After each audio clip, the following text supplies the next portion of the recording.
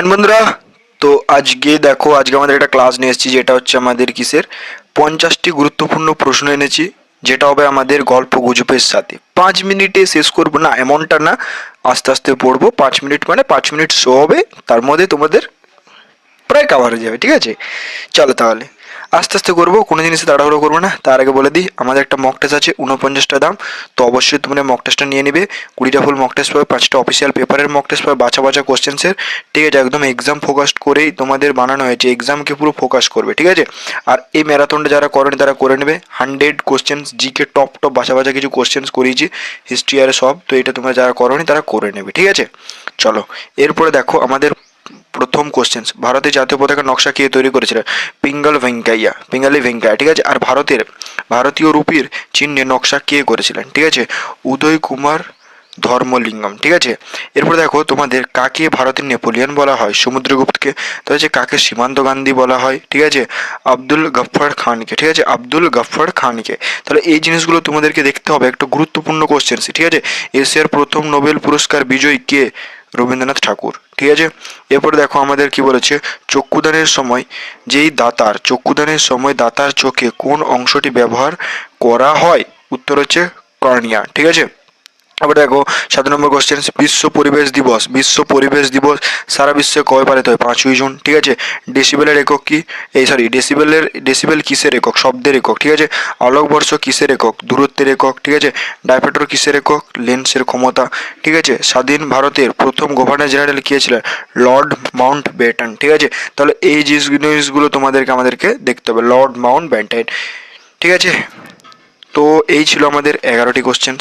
এরপরে দেখো আমরা পরবর্তীতে যাব। ঠিক আছে, ধরে ধরে করবো, তাড়াহুড়ো করবো না। কম্পিউট করা ডেটাকে কি বলে? ইনপুট বলা হয়। ঠিক আছে, মেমোরিতে দেওয়া নির্দেশ বা ডেটাকে কি বলা হয়? উত্তর হচ্ছে ইনপুট। ঠিক আছে, এরপরে দেখো টেলিযোগাযোগের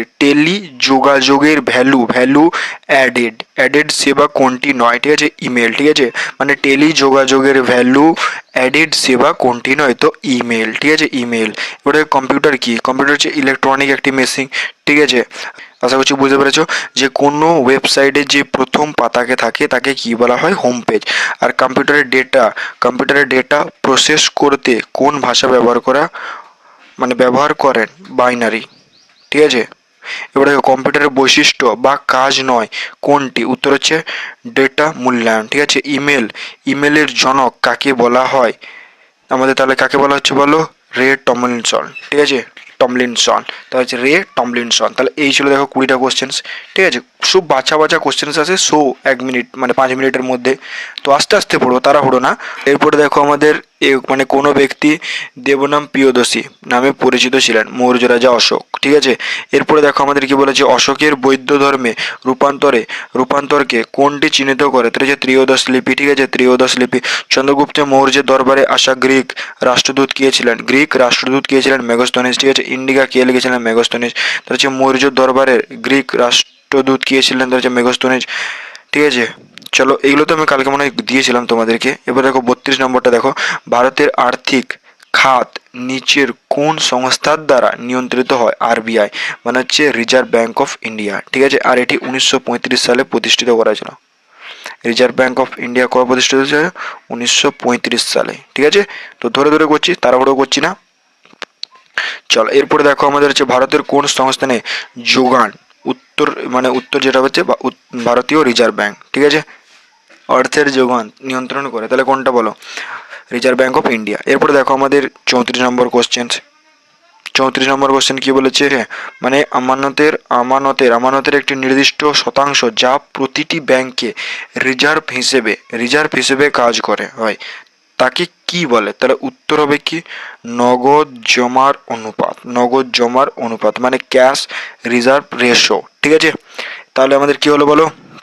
এরপর দেখো 1900, এইটা দেখবে, এইটা একটু দেখে যাবে, এটা আমি একটা PYQ দেখলাম, ঠিক আছে। তো এরপরে দেখো দিল্লিতে লাল বাহাদুর শাস্ত্রীর সমাধিস্থলের নাম কি?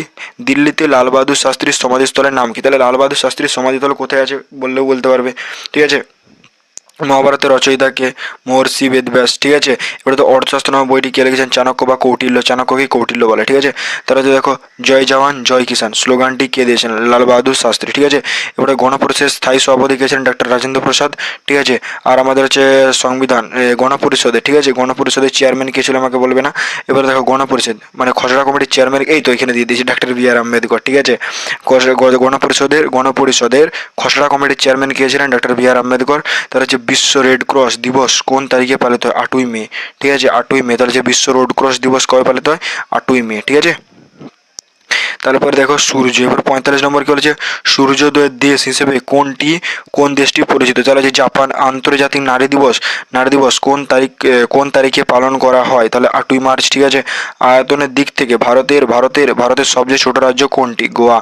আর ওনাম কোন রাজ্যের বিখ্যাত উৎসব হচ্ছে? কেরালা। দিল্লি কবে ভারতের রাজধানী? 1911 সালে। সবচেয়ে উজ্জ্বল গ্রহ কোনটি? শুক্র, ঠিক আছে। তো এই ছিল হচ্ছে আমাদের কটি কোশ্চেন্স? 50টি কোশ্চেন্স তোমাদের সামনে নিয়ে আসলাম। 50টি কোশ্চেন ধরে ধরে আলোচনা করলাম, কোনো তাড়াহুড়ো করিনি। যতই বলি 5 মিনিটের শো, তো 5 মিনিট মানে থোড়ি তো তাড়াহুড়ো হবে না। 50টা কোশ্চেন সেটা বোঝাটা উচিত তোমাদের। আর একবার আমি শেষে বলে দিচ্ছি, এই ম্যারাথন ক্লাসটা যারা করনি ভাই তারা অবশ্যই একবার করে আসবে, ঠিক আছে। আর যদি তোমরা মক টেস্ট নিতে চাও তো এই মক টেস্টটা একবার তোমরা নিবে, দিয়ে তোমরা একবার দিয়ে দেখবে। যারা আমার কাছে বিশেষ করে ফ্রিতে পড়ছো তাদেরকে নিয়ে আমি একটু টেনশনে আছি, কারণ তারা অলরেডি আমার সাথে প্রায়, এটা দেখো আমাদের প্রায় কদিন হয়েছে, আমি 2 থেকে 3 মাস এই প্ল্যাটফর্মটা মানে ইউটিউবটাতে পড়াচ্ছি। তোমাদের খারাপ কথা বলো ভালো কথা বলো আমি সব শুনেছি, তোমরা খারাপ বলেছো তাও আমি শুনেছি। তোমাদেরকে সবসময় ভালো ভালো কন্টেন্ট দেওয়ার চেষ্টা করে গেছি, ঠিক আছে। আমার প্রতিটা ভিডিওতে দেখবে আমি তোমাদেরকে সবটা ধরে ধরে আলোচনা করেছি, প্রতিটা ক্লাসে তোমাদেরকে বুঝিয়েছি ভাই, ঠিক আছে। তো সেম জিনিস, মক টেস্টটা খারাপ না, তোমাদের সাথে আমি বিশ্বাসঘাতকতা তো কোনোদিনও করিনি। ধরো যেটা ভুল ভাই, ভুলকে আমি ভুল বলে স্বীকার করেছি, ঠিককে ঠিক বলেছি। তাতে আমি তোমাদের কাছে অনেকের কাছে খারাপ হয়েছে, অনেকে অনেক কথা বলেছে ভাই, তাতে আমার কোনো যায় আসে না। কিন্তু তোমাদেরকে চাই যে তোমরা ভালো জিনিসটা পাও, ঠিক আছে। তো সেম জিনিস এটাও আমি বলবো তোমাদেরকে, যে মক টেস্টটা তোমরা নাও 49 টাকা দিয়ে, দিয়ে তোমরা দেখো যে কতগুলো স্কোর হচ্ছে, মানে কত নাম্বার আসছে একটা একটা সেটে, যে আমাকে এটুকু জানাবে খালি, ঠিক আছে। এটুকু আবদার আমার রইলো তোমাদের কাছে। তো ভাই এটা অবশ্যই আবার জানাবে আমাকে, ঠিক আছে। আর আজকের ক্লাসটা মানে গল্প গুজব তো না, ধরো মানে 50টা কোশ্চেন্স মানে হাসির সাথে দেখতে দেখতে আমরা 50টা কোশ্চেন্স করে নিলাম একবার, এটা ভাবো 8-10 মিনিটের মধ্যে 50টা, ঠিক আছে। তো আজকের জন্য এতটুকুই। জয় হিন্দ, জয় ভারত।